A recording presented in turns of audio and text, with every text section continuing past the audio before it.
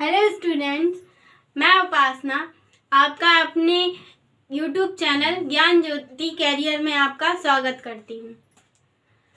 जैसा कि आप सभी जानते हैं, उत्तर प्रदेश में काफ़ी सारी भर्तियाँ आने वाली हैं जिनका नोटिस जनवरी तक आ सकता है। उसके लिए हमें हिंदी की प्रिपरेशन भी करनी होगी।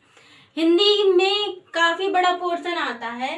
हिंदी यूपी कांस्टेबल में हिंदी के 40 क्वेश्चन पूछे जाते हैं। ठीक है, अगर हम 1 घंटे टाइम देकर भी हिंदी की तैयारी करें तो हम माइनस मार्किंग से बच सकते हैं। ठीक है, इसलिए आज हम हिंदी का एक इम्पोर्टेंट टॉपिक पढ़ेंगे, वर्णमाला। ठीक है, तो वर्णमाला का शब्द आते ही सबसे पहले ये विचार आता है कि भाषा किसे कहते हैं। ठीक है, तो सबसे पहले हेडिंग डालिए अपनी कॉपी में, भाषा।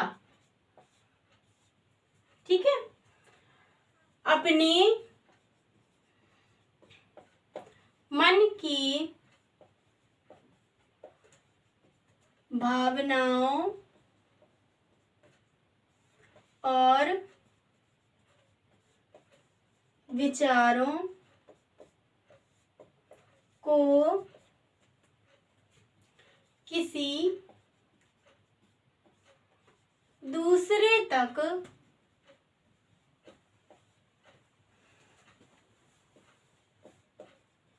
पहुंचाने के माध्यम को भाषा कहते हैं। ठीक है, और एक नोट डाउन लिख लीजिए, भाषा संस्कृत के भाष धातु से लिया गया है। ठीक है स्टूडेंट्स, अब भाषा हमने पढ़ा। ठीक है, भाषा हम जानते हैं हमारे इंडिया में ज़्यादातर 2 भाषाएं हम पढ़ते हैं। एक हमारी इंग्लिश यानी कि अंग्रेजी, जिसे हम इंग्लिश कहते हैं, और दूसरी है हिंदी जो हमारी मातृभाषा है। ठीक है, इंग्लिश में जैसे कि इंग्लिश में जो अल्फ़ाबेट होते हैं ए से लेके जेड तक, इस भाषा में अगर हमें अपनी भावनाओं को व्यक्त करना होता है तो इन अल्फ़ाबेट्स को मिलाकर हम कोई एक शब्द बना सकते हैं, जैसे कि एप्पल। ठीक है, इसी प्रकार हिंदी में कहाँ से, अ से लेकर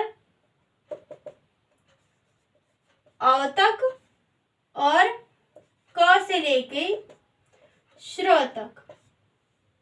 ठीक है, ये हमें वर्ण मिलते हैं। ठीक है, अगर इनको मिलाकर हम कोई शब्द बनाना चाहें, जैसे कि सेब, ये शब्द तो बन गया, पर हम इससे क्या समझा सकते हैं? कुछ भी तो नहीं। ये एक शब्द है सिर्फ, एप्पल। इससे किसी को कुछ समझ तो नहीं आएगा। इसके लिए हमें एक वाक्य बनाना पड़ेगा। ठीक है, जैसे एप्पल इज रेड,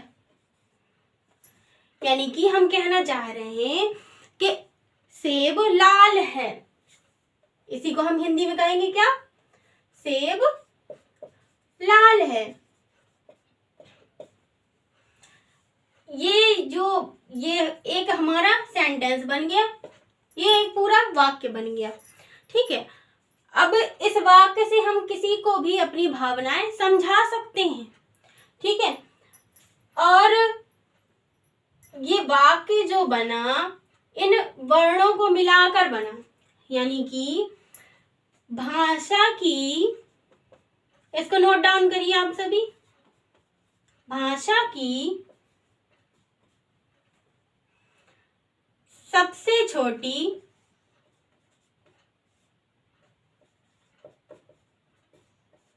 सार्थक इकाई।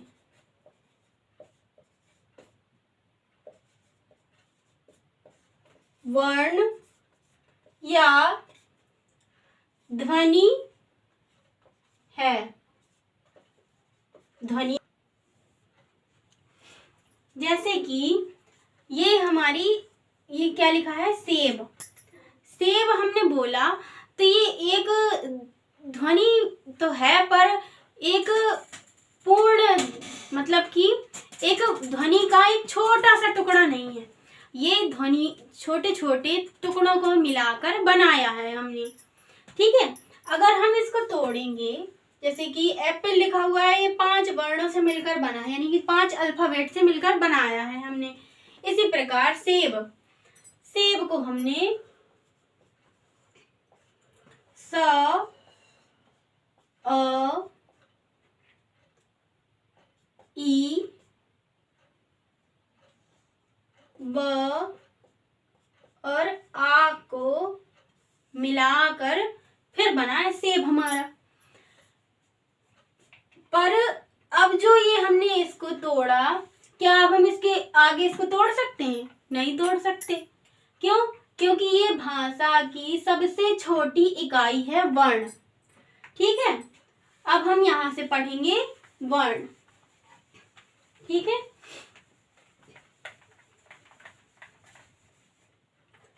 अब आप हेडिंग डालिए वर्ण।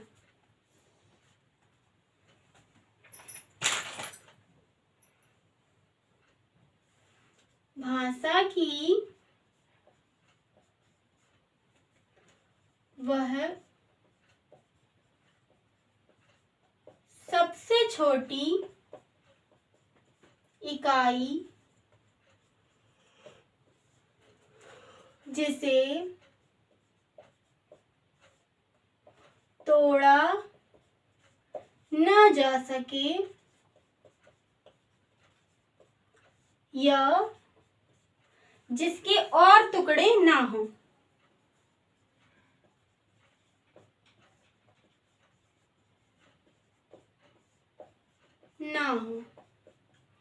वर्ण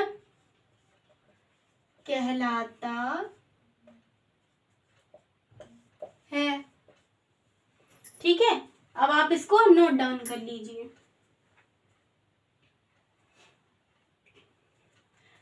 और एक बात और, भाषा जो होती है सबसे पहले मौखिक रूप लेती है, यानी कि जब हम किसी चीज को बोलेंगे तभी तो उसे लिखेंगे यहाँ पर। ठीक है, तो जैसे कभी एग्जाम में आ जाए, भाषा सबसे पहले क्या रूप लेती है? तो मौखिक रूप लेती है सबसे पहले। ठीक है, और जो जैसे कि अंग्रेजी भाषा है, अंग्रेजी है और हिंदी, कई भाषाएं होती हैं हम राइट से लेफ्ट में लिखते हैं। ठीक है, पर जो हम हिंदी और इंग्लिश लिखते हैं, इसको हम लेफ्ट से राइट में लिखते हैं, यानी कि ये इसकी एक लिपि है। ठीक है, जिस प्रकार इंग्लिश को हम रोमन लिपि में लिखते हैं, वैसे ही हिंदी देवनागरी लिपि में लिखी जाती है। ठीक है, अब हम आगे बढ़ते हैं। अब हम आते हैं वर्ण में। वर्ण कितने प्रकार के होते हैं? ठीक है, वर्ण एक होता है स्वर और व्यंजन।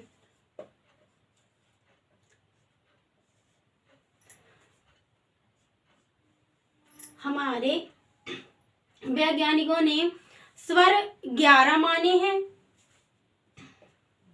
और व्यंजन 33। ठीक है, अब आज हम पढ़ेंगे स्वर के बारे में। हेडिंग डाल लीजिए आप स्वर।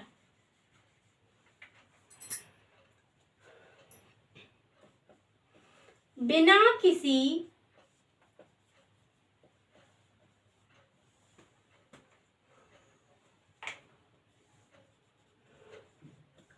और की सहायता से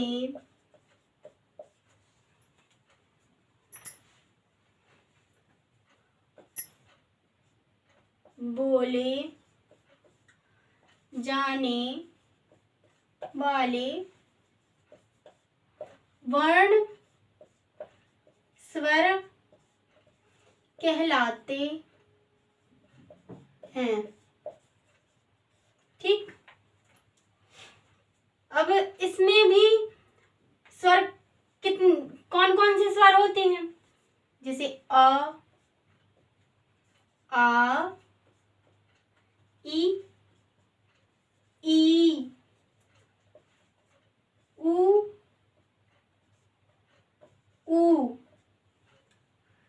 री,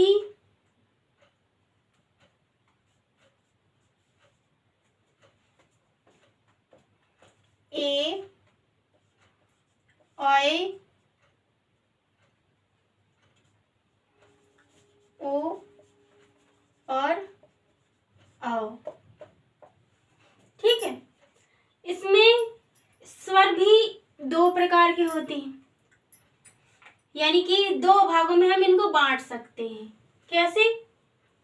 इसमें अ, ई, उ ये जो हैं ये किसी को जोड़कर नहीं बनाए गए, पर ये अ, ई, उ इनको हम जोड़कर बनाते हैं। जैसे अ प्लस आ बनता है बड़ा आ। इनकी मात्राएं नोट डाउन कर लीजिए। जैसे हम पढ़ते थे, छोटा आ का कुछ नहीं, बड़ा आ का डंडा, छोटी ई की आगे मात्रा, बड़ी ई की पीछे मात्रा, छोटा ऊ की ऊपर मात्रा, बड़ा ऊ की नीचे, ए की एक मात्रा और आई की दो मात्रा, ओ की एक डंडा एक मात्रा और अ की दो मात्रा एक डंडा। ये इनकी मात्राएं होती हैं और इनको जब जोड़ के बनाते हैं हम उच्चारण के समय, ये सिर्फ अकेले होते हैं और ये दो दो वर्णों को या दो स्वरों को मिलाकर बनाते हैं। ठीक है, इस हिसाब से हम इनको तीन भागों में बांट सकते हैं। कौन कौन से तीन भाग? पहला दीर्घ स्वर जिसे कहते हैं हम, दूसरा ह्रस्व स्वर और तीसरा प्लुत स्वर।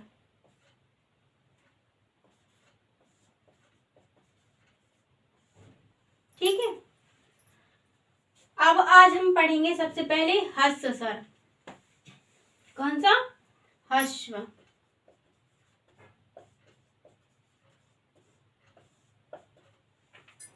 ह्रस्व स्वर कौन से होते हैं? आ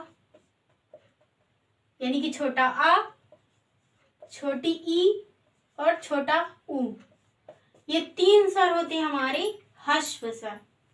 ठीक है, और दीर्घ स्वर इसके बाद बड़ा आ, बड़ी ई, बड़ा ऊ,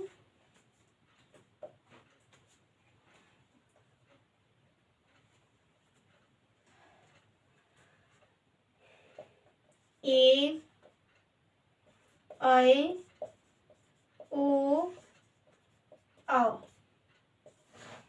ठीक है, और तीसरा नंबर है हमारा